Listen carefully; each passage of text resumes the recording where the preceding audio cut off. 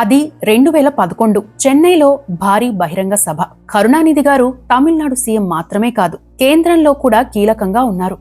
ఆయన పేరు చెబితేనే తమిళనాట వణుకు పుట్టేది. ఆ టైంలో ఓ బహిరంగ సభకు సూపర్ స్టార్ రజనీకాంత్ గారు, హీరో అజిత్ గారు కూడా హాజరయ్యారు. వేలాది మంది సినిమా హీరోల అభిమానులు, డిఎంకే నాయకులతో ఆ ప్రాంగణం కిక్కిర్సిపోయింది. ఆ వేదికపై హీరో అజిత్ గారికి మాట్లాడే ఛాన్స్ వచ్చింది. ఆయన ఏం మాట్లాడతారా అని అంతా ఎదురు చూస్తున్న టైంలో ఆయన ఒకే ఒక్క ప్రశ్నతో ప్రకంపనలు పుట్టించారు. ఏకంగా సీఎం కరుణానిధి గారితోనే మాట్లాడుతూ, సార్, మీ ప్రభుత్వం సినిమా వాళ్లకు మేలు చేసే నిర్ణయాలు తీసుకుంది. అయితే మీ పార్టీ వాళ్ళు మా సినిమా వాళ్ళని బెదిరించి మరీ మీ పార్టీ కార్యక్రమాలకు రప్పించుకుంటున్నారు. వాళ్ళని ముందు కంట్రోల్ చేయండి అన్నారు. దీంతో ఆ ప్రాంగణం మొత్తం సైలెంట్ అయింది.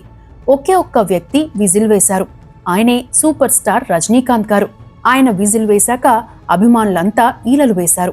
ఈ దెబ్బకు డిఎంకే నాయకుల ముఖాలు మాడిపోయినా కరుణానిధి గారు మాత్రం చాలా హుందాగా స్పందించారు. తాను కూడా కళాకారుణ్ణే అని చెబుతూ అజిత్ చెప్పిన అంశాలపై కఠినమైన నిర్ణయాలు తీసుకుంటామని హామీ ఇవ్వడంతో పాటు ఉన్నది ఉన్నట్లు చెప్పినందుకు తరువాత అజిత్ గారికి థ్యాంక్స్ కూడా చెప్పారట. ప్రస్తుతం రాజకీయాల్లో ఏ సీఎంనైనా స్టేజ్ మీదే మీ పార్టీ వారు మా సినిమా వాళ్ళని బెదిరిస్తున్నారు అని ప్రశ్నించే దమ్మున్న హీరో ఎవరైనా ఉన్నారా? కనీసం అలా ఊహించగలమా? కానీ అజిత్ గారు ఇప్పటికైనా ప్రశ్నిస్తారు.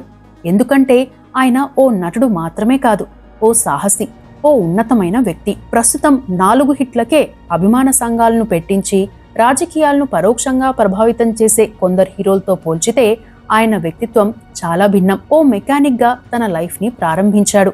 బిజినెస్ మ్యాన్ గా, యాక్టర్ గా, రేసర్ గా రాణిస్తూనే గుడ్ హ్యూమన్ బీయింగ్ గా పేరు తెచ్చుకున్నారు. ఆటుపోట్లు కూడా ఎదుర్కొన్నారు. అయితే ఎక్కడా కూడా ధర్మాన్ని తప్పలేదు. అంతేకాదు, తనకు అభిమాన సంఘాలు వద్దని, మంచి మనుషులు కావాలని కోరుకుంటూ అభిమాన సంఘాలనే రద్దు చేశారు. ఇవే కాదు, ఆయన జీవితంలో interesting love story, interesting issues చాలానే ఉన్నాయి. ఇటీవలే ఆయన కళారంగానికి చేసిన సేవకు గాను కేంద్రం పద్మభూషణ్ ప్రకటించింది. ఈ నేపథ్యంలో అజిత్ గారి గురించి కొన్ని ఆసక్తికరమైన విశేషాలను తెలుసుకుందాం. అజిత్ గారు 1971 మే 1న సికింద్రాబాద్ లో పుట్టారు. తల్లిదండ్రులు మోహిని పి. సుబ్రహ్మణ్యన్. పి. సుబ్రహ్మణ్యన్ గారి స్వస్థలం పాలక్కడైనా వారు తంజావూరులో స్థిరపడ్డారు. ఇక మోహిని గారు అప్పట్లో అన్డివైడెడ్ ఇండియాలో, ప్రస్తుతం పాకిస్తాన్లోని కరాచీ ఏరియాలో పుట్టారు. వీరిది సింధీ కుటుంబం. దేశ విభజన టైంలో వీరు బెంగాల్కు వచ్చారు. సుబ్రహ్మణ్యన్ గారు ఫార్మసీ కంపెనీలో ఉద్యోగం చేసేవారు. తల్లి కెమికల్ ఇంజనీర్. వీరిది లవ్ మ్యారేజ్. ఇక అజిత్ పుట్టక ముందే సుబ్రహ్మణ్యన్ కి హైదరాబాద్ ట్రాన్స్ఫర్ కావడంతో ఫ్యామిలీ ఇక్కడికి వచ్చేసింది. అజిత్ గారు సికింద్రాబాద్ లోనే పుట్టారు. తనకు ఒక అన్నయ్య, ఒక తమ్ముడు ఉన్నారు. అన్నయ్య పేరు అనిల్. అజిత్ కి 1.5 ఏళ్ల వచ్చాక ఆ కుటుంబం చెన్నైకి వెళ్లి అక్కడే స్థిరపడింది. వీరి ఇంట్లో అందరూ ఇంగ్లీషే మాట్లాడుతుండడంతో అజిత్ కి అటు తెలుగు, ఇటు తమిళం కూడా వచ్చేది కాదు. అంతేకాకుండా ఇంగ్లీష్ తప్ప ఏ భాషలోనూ అక్షరాలు రాసేవారు కాదు. ఓరల్ గా అన్నిటికీ ఆన్సర్స్ చెప్పినా పరీక్షల్లో మాత్రం మార్కులు తక్కువగా వచ్చేవి. చెన్నైలో తన తండ్రితో పాటు స్టేడియంకి అప్పుడప్పుడు వెళ్లేవారు. అక్కడే చాలా మంది క్రికెట్ ఆడుతూ కనిపించేవారు. పలు టోర్నీల్లో పాల్గొన్నారు. పలు టీంలకు కెప్టెన్ గా కూడా ఉన్నారు. ఎన్సీసీలోనూ మంచి స్థాయికి వెళ్లారు. అప్పట్లో క్రికెట్, ఎన్సీసీ మాత్రమే ముఖ్యమని భావించి చదువు కంటే కూడా వాటికే ప్రియారిటీ ఇచ్చేవారు. దీంతో స్కూల్లో చాలాసార్లు వార్నింగ్లు ఇచ్చారట. చివరికి ఓ రోజు తన తండ్రిని పిలిపించి తండ్రిని ఎదురుగా కూర్చోబెట్టి తమిళంలో డిక్టేషన్ చెబితే చాలా వరకు తప్పులు రాశారు. దీంతో అజిత్ ని 10వ తరగతి పరీక్షలకు పంపించలేమని కరాఖండిగా చెప్పేశారు. అయినా సరే మార్పు రాకపోవడంతో స్కూల్ నుండి పంపించేశారు. దీంతో ఇంట్లోనే ఉంటున్న అజిత్ గారిని తనతో పాటు ఆఫీస్ తీసుకెళ్లేవారు ఆయన తండ్రి. ఓసారి ఎండీ గారి గదికి వెళ్తే ఆ గదిలో ఉన్న రేసు బైకుల నమూనాలను చూశారట. అప్పుడే తాను ఆ రంగంలోకి వెళ్లాలనుకున్నాడు. 10th ప్రైవేట్ గా రాసి ఓ బంధువు సాయంతో రాయల్ ఎన్ఫీల్డ్ బైక్ తయారీ కంపెనీలో మెకానిక్ అప్రెంటిస్ గా చేరాడు. 16 ఏళ్లకే సొంతంగా బైక్ రిపేర్లు చేసి సంపాదించేవాడు. చెన్నైలో అప్పుడప్పుడు మెయిన్ రేసులు జరుగుతుంటే అక్కడికి వెళ్లేవారు. అంతేకాకుండా 10th కూడా కంప్లీట్ కాలేదు. దీంతో తమ కుమారుడు చేస్తున్న పనులు తల్లిదండ్రులకు నచ్చలేదు. పెద్ద కొడుకు అప్పటికే అమెరికా వెళ్లేందుకు ప్లాన్ చేసుకున్నాడు. ఆయన ఐఐటీలో సీట్ సాధించాడు. చిన్న కొడుకు బాగా చదివేవారు. దీంతో నీ రెండో కొడుకు మెకానిక్ అవుతాడా అని అందరూ అడిగితే బాధపడేవారట తండ్రి. అక్కడే ఉంటే బైక్ మెకానిక్ గానే ఉండిపోతాడన్న భయంతో ఆయన తండ్రి తనకు తెలిసిన వారి గార్మెంట్స్ ఎక్స్పోర్ట్ కంపెనీలో జాబ్ ఇప్పించారు. 100లోనే జీతం ఇచ్చేవారు. అవి తన ఖర్చులకే సరిపోయేవి. అంతేకాకుండా అసిస్టెంట్ ఎగ్జిక్యూటివ్గా చేస్తున్న ఆ ఉద్యోగం కూడా 2 నెలలకే చిరాగ్గా అనిపించింది. కానీ తాను ఉద్యోగం మానేస్తే తండ్రి బాధపడతారనే ఉద్దేశంతో అక్కడే కొన్నాళ్లు ఉద్యోగం చేయాలని అనుకునేవారు. మరోవైపు బైక్ రేసింగ్ల వైపు మనసు లాగేది. దీంతో ఫ్రెండ్స్ దగ్గర సాయం అడిగి భారీగా డిపాజిట్ కట్టి బైక్ రేసుల్లో పాల్గొనేవారు. ఆ విషయాన్ని ఇంట్లో చెప్పవద్దని కోరేవాడు. అప్పటికే 10th కోసం కుస్తీ పడుతున్నారు అజిత్ గారు. 10th ట్యుటోరియల్ సెంటర్లో ఎస్పీ బాలు గారి అబ్బాయి చరణ్ గారు అజిత్ గారికి క్లాస్మేట్ కూడా. ఇద్దరు చెన్నై నుండి విశాఖపట్నం వచ్చి ఆంధ్ర మెట్రిక్ పరీక్ష రాసేవారు. అలా క్లోజ్ ఫ్రెండ్స్ అయ్యారు. ఇక అజిత్ గారికి బైక్ రేస్లపై ఉన్న ఇంట్రెస్ట్ చూసిన ఎస్పీ చరణ్ గారు కూడా అజిత్ గారు బైక్ రేస్లలో పార్టిసిపేట్ చేసేందుకు అప్పుడప్పుడు సర్దుబాటు చేసేవారు. కొన్నిసార్లు ఎస్పీ బాలు గారిని అడిగి సర్దుబాటు చేసేవారు. దీంతో ఎస్పీ బాలు గారు అజిత్ సేఫ్టీ గురించి భయపడేవారట. కొన్నిసార్లు అజిత్ ను పిలిచి మరీ మాట్లాడేవారు. తమకు తెలియకుండా పిల్లలు ఏదైనా పనులు చేస్తే ఆ విషయం తెలిసాక తల్లిదండ్రులు బాధపడతారని, తప్పైనా ఒప్పైనా సరే ఏదైనా చేసే ముందు ఇంట్లో ఒక మాట చెప్పాలని సజెస్ట్ చేసేవారట. దీంతో అజిత్ గారు ఆలోచనలో పడ్డారు. అదే సమయంలో అజిత్ గారికి మరో విషయం తెలిసింది. ఎస్పీ చరణ్ గారు తనకు ఇచ్చే డబ్బుల్లో కొన్ని ఆయన తల్లి సావిత్రమ్మ గారి నుండి తెస్తున్నాడని తెలిసింది. చివరికి ఆ విషయం అజిత్ వాళ్ళ ఇంట్లోనూ తెలిసింది. కానీ అజిత్ ను ఏమీ అనలేదు. ఈ విషయంపై ఎస్పీ బాలు గారు అజిత్ గారి తల్లిదండ్రులతో ఏమైనా మాట్లాడారేమోనని, అందుకే తనను తన ఇంట్లో ఏమీ అనలేదని అజిత్ భావించేవారు. అలా బైక్ రేస్లలో కొన్నిసార్లు ప్రైజ్ మనీ గెలిచినా తాను అంతకుముందు తీసుకున్న అప్పులకే సరిపోయేవి. అక్కడే చాలా మంది అజిత్ ను నువ్వు చూడ్డానికి బాగుంటావు, సినిమాల్లో ట్రై చేయి అని చెప్పినా అజిత్ గారు పట్టించుకునేవారు కాదు. అంతేకాకుండా 1990లో తమిళంలో వచ్చిన ఎన్ వీడు ఎన్ కనబార్ సినిమాలో ఓ పాటలో గ్రూప్ సీన్ లో ఓ స్కూల్ అబ్బాయిగా కనిపించారు. అయితే అందులో అజిత్ గారిని ఎవరూ గుర్తుపట్టరు కూడా. ఇక గార్మెంట్ ఎక్స్పోర్ట్ కంపెనీలో ఉద్యోగం చేసే క్రమంలో సీనియర్ మేనేజర్ తో పాటు పలు ప్రాంతాలకు వెళ్లేవారు. అక్కడి మార్కెట్ ను చూసేవారు. తరువాత సేల్స్ డిపార్ట్మెంట్ లో కొన్నాళ్ళు పనిచేశారు. దీంతో మార్కెట్ పై, సేల్స్ పై ఐడియా వచ్చింది. తానే సొంతంగా వ్యాపారం చేస్తానని చెప్పి 3 పార్ట్నర్స్ తో కలిసి గార్మెంట్ ఎక్స్పోర్ట్ బిజినెస్ స్టార్ట్ చేశారు. తానే స్వయంగా వెళ్లి ఆర్డర్స్ తెచ్చుకునేవారు. కొన్నాళ్లకే ఆ బిజినెస్ బాగా డెవలప్ అయింది. అయితే ఓసారి మార్కెట్లో హెచ్చు తగ్గులు వచ్చాయి. అదే సమయంలో టెండర్లకు కోట్ చేసిన ప్రైస్ కూడా లీక్ కావడంతో పెద్ద టెండర్ పోయింది. స్టాక్ మిగిలిపోయింది.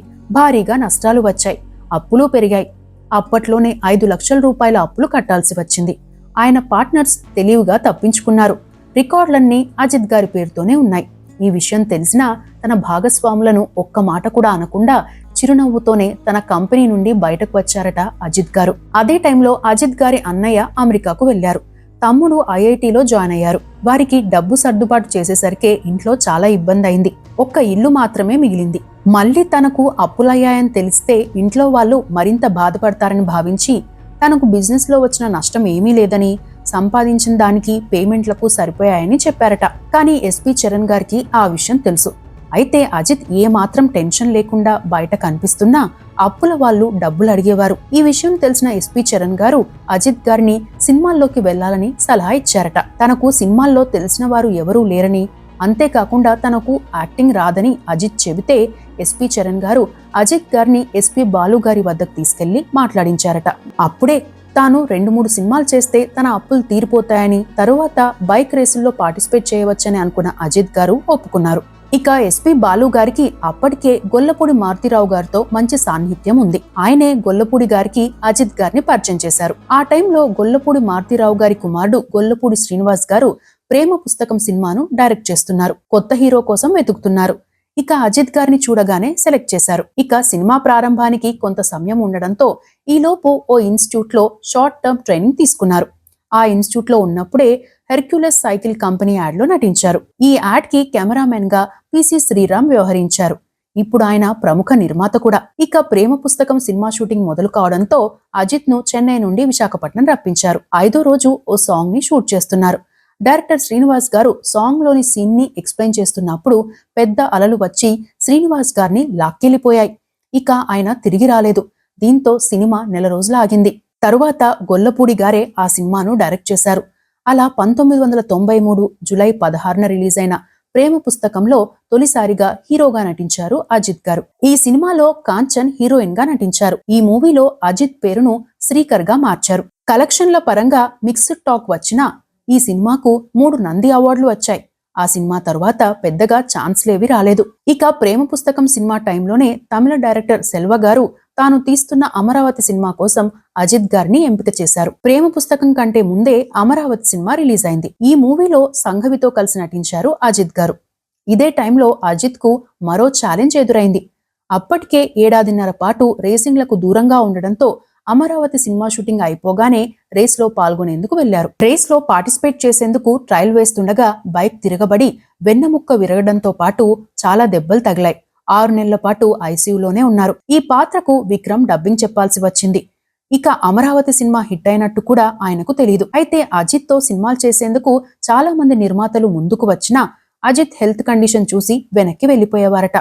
అప్పటి వరకు 1-2 సినిమాలు చేసి ఆ డబ్బుతో రేస్లకు వెళ్లిపోదామని అనుకున్న అజిత్ గారు తన నటనపై నమ్మకంతో సినిమాల్లో కంటిన్యూ అవ్వాలని డిసైడ్ అయ్యారు. పూర్తిగా కోలుకున్న తర్వాత మళ్లీ సినిమాల్లోకి వచ్చారు. పాసమలర్గల్, పవిత్ర, రాజవిన్ సినిమాల్లో ఇతర హీరోలతో కలిసి స్క్రీన్ ని షేర్ చేసుకున్నారు. పవిత్ర సినిమాలో ఓ మానసిక రోగి పాత్రలో నటించారు. ఆ తరువాత వచ్చిన ఆశా సినిమా అజిత్ గారికి మంచి గుర్తింపు తెచ్చిపెట్టింది. వసంత్ డైరెక్షన్ లో మణిరత్నం ఈ సినిమాను నిర్మించారు. ఈ సినిమాలో తన నటనకు ఫిల్మ్ఫేర్ అవార్డుకు నామినేట్ అయ్యారు అజిత్ గారు. అప్పటి నుండి వరుసగా ఛాన్సులు వచ్చాయి. ఇక ప్రశాంత్, పూజా భట్లతో కలిసి కల్లూరి వాసల్లో నటించగా ఆ మూవీ కూడా సూపర్ హిట్ అయింది.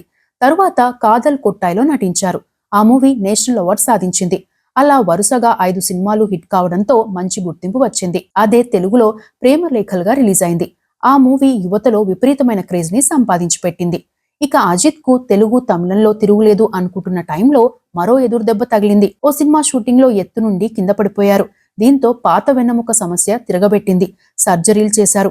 ఈసారి మరో 6 నెలల పాటు లేవలేదు. అది పెద్ద సమస్య కాకపోయినా అజిత్ గారితో సినిమాలు తీయాలనుకున్న చాలా మంది నిర్మాతలు వెనక్కి వెళ్లిపోయారు. అంతకుముందు నటించిన 1997లో విడుదలైన అతని సినిమాలన్నీ బాక్సాఫీస్ వద్ద బోల్తా కొట్టాయి. అంతేకాకుండా పర్సనల్ గా కూడా ఇబ్బంది పడ్డారు. అప్పటికే హీరోయిన్ హీరా రాజగోపాల్ తో లవ్ లో పడ్డారు. 1998లో విడిపోయారు. ఈ విషయంపై భిన్నాభిప్రాయాలున్నాయి. ఆ అమ్మాయే అజిత్ కు హ్యాండ్ ఇచ్చిందని కొందరు చెబుతుండగా, ఆ హీరోయిన్ ద్వారానే అజిత్ కు ఛాన్సులు వచ్చాయని, అజితే ఆ హీరోయిన్ కు హ్యాండ్ ఇచ్చారని కొందరు చెబుతారు. ఈ విషయంలో ఏం జరిగిందనేది ఎవరికీ తెలీదు. అయితే ఓ ఇంటర్వ్యూలో అజిత్ గారు మాట్లాడుతూ, ఆ టైంలో నేను ఎదుర్కొన్న పరిస్థితులతో కొన్నాళ్లు మానసిక కుంగుబాటుకు గురయ్యాను. వాటిని ఎదుర్కొంటూనే నా వ్యక్తిత్వాన్ని మార్చుకున్నా. ఆ తరువాత దేనికి కూడా కుంగిపోలేదు అని చెప్పారు. ఇక 1999లో ద్విపాత్రాభినయం చేసిన వాలి బ్లాక్ బస్టర్ గా మాత్రమే కాదు, అజిత్ గారిని గొప్ప నటుడిగా నిలబెట్టింది కూడా. అదే ఏడాది శాలినితో కలిసి అమర్కలం సినిమాలో నటించారు. అది తెలుగులో అద్భుతం పేరుతో వచ్చింది. అయితే వరుసగా ప్రమాదాల బారిన పడిన అజిత్ గారికి 15 సర్జరీలు జరిగాయి. 5 సార్లు వెన్నెముకకు గాయాలయ్యాయి. ట్రీట్మెంట్ లో భాగంగా స్టెరాయిడ్స్ కూడా వాడారు.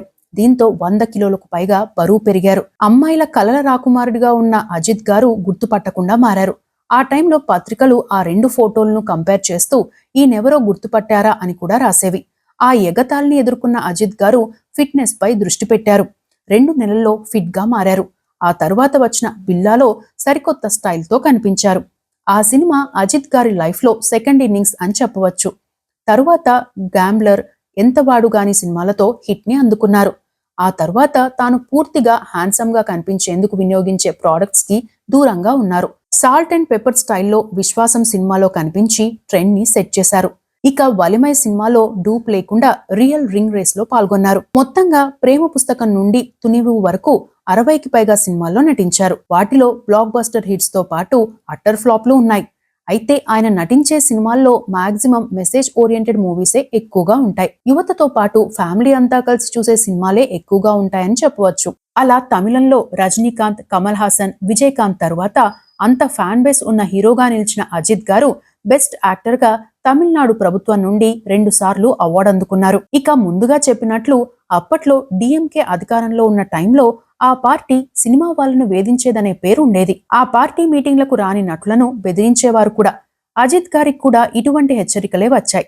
దీంతో ఏకంగా సీఎం కరుణానిధితోనే బహిరంగంగానే సినిమా వాళ్ళని మీ పార్టీ మీటింగ్లకు రావాలని బెదిరిస్తున్నారు, యాక్షన్ తీసుకోండి అని చెప్పారు. అప్పట్లో ఈ ప్రకటన ఓ సంచలనం కూడా. డిఎంకేకి వ్యతిరేకంగా మాట్లాడిన నటులను ఆ పార్టీ శ్రేణులు టార్గెట్ చేసేవి. అయినా సరే తాను చెప్పాలనుకున్నది చెప్పేశారు అజిత్ గారు. అప్పటికప్పుడు పార్టీ శ్రేణులకు అజిత్ గారిపై కోపం కూడా వచ్చిందట. అయితే ఆయన చెప్పడం వల్లే పార్టీకి నష్టం జరగకుండా ఉందనే చర్చ కూడా నడిచింది. అందుకే తమిళనాడులో అజిత్ గారికి అన్ని పార్టీల నుండి మాత్రమే కాదు, హీరోలందరి అభిమానుల్లోనూ ఈయనకు ఫ్యాన్స్ ఉన్నారు. ఇక కొన్నాళ్ల క్రితం అజిత్ గారు రాజకీయాల్లోకి వస్తున్నారనే ప్రచారం జరిగింది. అందుకు అభిమాన సంఘాలు మద్దతు తెలుపుతున్నాయనే ప్రచారం కూడా జరిగింది. ఆ విషయం ఆయనకు తెలిసింది. దీంతో తన పేరుతో ఉన్న అభిమాన సంఘాలను రద్దు చేయించారు.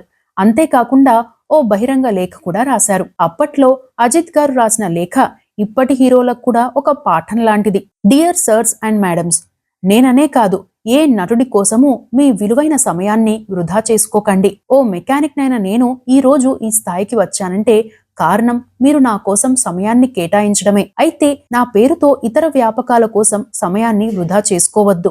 నా మీద ప్రేమతో మీరు పెట్టిన ఈ అభిమాన సంఘాల వల్ల మీ సమయం వృధా అవుతోందని అనిపించి వాటిని రద్దు చేయించమంటున్నాను. దయచేసి మీ దృష్టంతా మీ కెరీర్ పైన, మీ కుటుంబం పైన పెట్టండి. ఆ క్రమంలో మీరు ఏ చిన్న విజయం సాధించినా అదే నాకు మీరిచ్చే వెలలేని కానుక అని రాశారు. ఇక స్టార్డమ్ కి దూరంగా సామాన్య జీవితం గడిపే వ్యక్తిత్వం ఉన్న అజిత్ గారు సహాయక కార్యక్రమాల్లోనూ ముందుంటారు. కోవిడ్ టైంలో వయనాడ్ ఘటన, చెన్నై వరదల సమయంలో భారీగా సహాయక కార్యక్రమాలు చేపట్టారు. తాను రేసింగ్ లో గెలిచిన ప్రైజ్ మనీని మాక్సిమం వైద్య సహాయానికి అందిస్తారు. అజిత్ గారి తండ్రి సుబ్రహ్మణ్యన్ గారు కొన్నేళ్ల క్రితం మరణించారు. దీంతో తల్లిదండ్రుల పేరుతో మోహిని మనీ ఫౌండేషన్ ను ఏర్పాటు చేశారు. ఇక్కడే మరో విషయం ఏంటంటే ఆరోగ్యానికి హాని కలిగించే ఆహార పానీయాల యాడ్లకు దూరంగా ఉన్నారు అజిత్ గారు. 2004లో చివరిసారిగా నెస్కెఫే కాఫీకి బ్రాండ్ అంబాసిడర్ గా మారారు. ఆ తరువాత ఎటువంటి కమర్షియల్ యాడ్స్ లోనూ నటించనని చెప్పారు. సోషల్ మెసేజ్ ఓరియంటెడ్ యాడ్స్ లో మాత్రమే నటిస్తానని ప్రకటించారు. అలా మొత్తం మీద 100 కోట్ల వరకు ఆదాయం కోల్పోయారని చెబుతారు. అజిత్ గారికి కార్లు, బైక్లతో పాటు డ్రోన్స్ పైన కూడా ఎక్కువ ఆసక్తి ఉంది. దీనిపై పరిశోధనలు కూడా చేశారు. వైద్య సహాయం కోసం డ్రోన్స్ అందించే కార్యక్రమంలో భాగంగా ఐఐటి మద్రాస్ కి test pilot and UAV system adviser గా ఉన్నారు. ఇలా ఆ ఇన్స్టిట్యూట్ ని విజిట్ చేసిన ప్రతిసారి ₹1000 తీసుకుంటారట. అంత తక్కువ అమౌంట్ అయినా కేవలం తనకు ఉన్న ఇంట్రెస్ట్ తోనే ఆ కార్యక్రమానికి హాజరవుతారు అజిత్ గారు. 2023లో వీనస్ మోటార్ సైకిల్ టూర్స్ అనే మోటార్ సైకిల్ టూరింగ్ ఏజెన్సీని ప్రారంభించారు. అయితే తాను సినిమాల్లో ఎంత బిజీగా ఉన్నా రేసింగ్ ని మాత్రం వదల్లేదు. సొంతంగానే రేస్ లో పాల్గొంటారు. సాహసాలకు వెరవని తత్వం తనని ప్రొఫెషనల్ రేసర్ గా మార్చింది. కొన్నాళ్ల క్రితం దుబాయ్ లో జరిగిన 24H కార్ రేస్ లో అజిత్ గారి టీం విజయాన్ని అందుకుంది. 2003 formula Asia BMW championship drive లో పాల్గొన్నారు. గతంలో formula Maruti, MRF racing, FIA formula 2 championship లోనూ పాల్గొన్నారు. అజిత్ గారు ఆకాశంలో ఎగరాలన్న కలను కూడా సాకారం చేసుకున్నారు. ప్రొఫెషనల్ పైలట్ గా ట్రైనింగ్ పూర్తి చేశారు కూడా. సర్టిఫైడ్ పైలట్ అయ్యారు. మన దేశంలో ప్రొఫెషనల్ పైలట్ లైసెన్స్ ఉన్న ఏకైక హీరోగా అజిత్ గారు రికార్డ్ సృష్టించారు. ఇక 1990ల చివరిలోనే అజిత్ సర్క్యూట్ పేరుతో ఓన్ ప్రొడక్షన్ హౌస్ ని ప్రారంభించారు. అయితే 1998లో దాన్ని కేవలం డైరెక్షన్ కు పరిమితం చేశారు. 2025లో ఆయన కళారంగానికి చేసిన సేవకు గాను పద్మభూషణ్ కు ఎంపికయ్యారు. ఇక అజిత్ గారి లవ్ స్టోరీ విషయానికి వస్తే అజిత్ గారు 2000వ సంవత్సరంలో ఏప్రిల్లో నటి శాలినిని వివాహం చేసుకున్నారు. వీరిద్దరూ కలిసి అమర్కలం సినిమా చేస్తున్న టైంలో ఏర్పడిన పరిచయం ప్రేమగా మారింది. ఆ సినిమా టైంలో షూటింగ్ లో ఏమాత్రం ఖాళీ దొరికినా అజిత్ శాలినిని చూస్తూ ఉండేవాడని ఆ మూవీ డైరెక్టర్ శరణ్ గారు గతంలో ఓ ఇంటర్వ్యూలో చెప్పారు. ఆ టైంలోనే జరిగిన ఓ ఘటన వీరిద్దరిని కలిపింది. ఆ సినిమాలో ఓ సీన్ జరుగుతుంటే శాలిని తండ్రి అక్కడే ఉంటే శాలిని యాక్టింగ్ చేయడం కష్టమని భావించి ఆయన్ను దూరంగా పంపించారట. ఇక ఆ సీన్ లో శాలిని తనకు తాను మణికట్టుపై చిన్నగా కత్తితో ఘాటు పెట్టినట్లు యాక్ట్ చేయాల్సి ఉంది. అయితే అజిత్ గారు పొరపాటున కత్తితో గట్టిగా అనడంతో మణికట్టు దగ్గర బాగా కట్టయింది. దీంతో యూనిట్ అంతా టెన్షన్ పడ్డారట. రక్తం కూడా బాగా పోయింది. వెంటనే అంబులెన్స్ ని పిలిపించారు. ఈలోగా ఈ విషయాన్ని శాలిని తండ్రికి ఎలా చెప్పాలా అని అంతా భయపడుతుంటే అజిత్ గారే స్వయంగా వెళ్లి నా వల్లే శాలినికి గాయమైంది, హాస్పిటల్ కి తీసుకెళ్తున్నామన్నారట. ఇక తన వల్ల శాలినికి గాయమైంది కాబట్టి ఆసుపత్రిలోనే శాలిని బాగోగులు చూసుకునే విషయంలో జాగ్రత్తలు తీసుకున్నారు. ఆయన కూడా ఆసుపత్రిలోనే ఉండేవారట. తరువాత ఆమె తండ్రి మాట్లాడుతూ శాలినికి దెబ్బలు తగిలిన ప్రతి సినిమా హిట్ అయింది, ఇది కూడా హిట్ అవుతుందిలే అన్నారట. ఆ సినిమా నిజంగానే హిట్ అయింది. అదే టైంలో వీరిద్దరి స్క్రీన్ షేరింగ్ బాగుందని కామెంట్స్ వచ్చాయి. ఆ సినిమాలోనే వ్యక్తిత్వాలు నచ్చడంతో పెళ్లి చేసుకున్నారు. అజిత్ గారు హిందువు కాగా శాలిని గారు క్రిస్టియన్. వీరిది మతాంతర వివాహం. వీరికి ఒక కుమారుడు, ఒక కుమార్తె. కుమార్తె పేరు అనౌస్క కాగా కుమారుడు పేరు అద్విక్.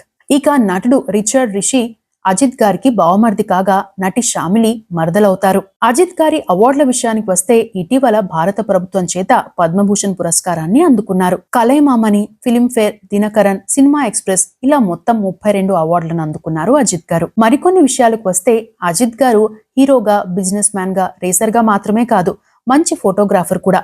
అందుకే ఆయన ఇంట్లో పలు కెమెరాలు, లెన్స్లు ఉంటాయి. కొత్త ప్రదేశానికి వెళ్తే ఆయన ఫోటోగ్రాఫర్ గా మారిపోతారట. మార్కెట్లోకి వచ్చిన కొత్త కెమెరాలు, టెక్నాలజీ గురించి స్టిల్ ఫోటోగ్రాఫర్ల దగ్గరకు వెళ్లి మరీ వివరాలు కనుక్కుంటారట. సినిమా షూటింగ్ లో అక్కడే ఉండే కెమెరామెన్ దగ్గర కెమెరా తీసుకుని సినిమాకు సంబంధించి కూడా మిగతా వారిని ఫోటోలు తీస్తారట అజిత్ గారు. ఆ ఫోటోలో లైట్ బాయ్స్ కూడా ఉంటారట. ఆ ఫోటోలను సెలెక్ట్ చేసి ఆ వ్యక్తులకు పంపాలని తన టీంతో చెబుతారట. సెల్ఫీలకు ఇబ్బంది పడరు కూడా. మిగతా నటీనటులకు షూటింగ్ లేకపోతే రెస్ట్ తీసుకుంటారు. కానీ అజిత్ గారు సెట్ కు వెళ్తారు. వెళ్లేటప్పుడు చికెన్ లేదా మటన్ తీసుకుని వెళ్తారు. మిగిలిన టీం షూటింగ్ లో బిజీగా ఉంటే ఈయన మాత్రం ప్రొడక్షన్ వాళ్ళతో కలిసి వంట చేస్తారట.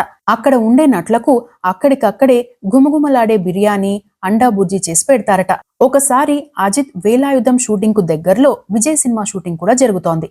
ఈ సంగతి తెలిసిన అజిత్ ఆ షూటింగ్ స్పాట్ కు వెళ్లి వంట చేసి పెట్టారట. విజయ్ కూడా ఆ స్పెషల్ లంచ్ చేశారట. ఇక బిల్లా 2 షూటింగ్ లో ఆయన వెంట తెచ్చుకున్న పోర్టబుల్ గ్రిల్ పై చికెన్, కూరగాయలను స్వయంగా కాల్చి సెట్ లో ఉన్న వారందరికీ పెట్టేవారట. కొన్ని రోజుల క్రితం మధ్యప్రదేశ్ వెళ్లిన ఆయన ఫ్రెండ్స్ కోసం ప్రత్యేకంగా బిర్యానీ వండి పెట్టారు. దీనికి సంబంధించిన ఓ వీడియో నెట్టింట వైరల్ అయింది కూడా. ఇక తన వద్ద 10 ఏళ్లకు పైగా పనిచేసిన వాళ్ళకి చెన్నైలో సొంతంగా ఇల్లు కట్టించి ఇచ్చారట. పార్టీలకు, పబ్లకు దూరంగా ఉంటారు. గాసిప్స్ లో ఉండరు. తన పేరు చివరన ఎలాంటి స్టార్లు, బిరుదులు వద్దు అంటారట. ఇతరుల సినిమాల్లో జోక్యం చేసుకోరు. ఇతరుల విషయాలను పట్టించుకోరు. తన ఎదుట ఎవరైనా జై కొడితే, నీ హీరోకు నువ్వు ఎప్పుడూ జై కొడుతూ ఉంటే మరి నువ్వెప్పుడు ఎదుగుతావు అని ప్రశ్నిస్తారట అజిత్ గారు. మొత్తం మీద ఒకప్పుడు తమిళం కూడా సరిగ్గా రానివాడిని తలై అని తమిళనాట ముద్దుగా పిలిపించుకుంటూ రియల్ హీరోగా, సాహసిగా పేరు తెచ్చుకున్న అజిత్ గారు అందరివాడుగా మారారు. ఆయన రానున్న కాలంలో మరిన్ని సినిమాల్లో నటించాలని, రియల్ లైఫ్ లో మరింత సంతోషంగా ఉండాలని కోరుకుందాం. ఇవి అజిత్ గారికి సంబంధించిన విశేషాలు.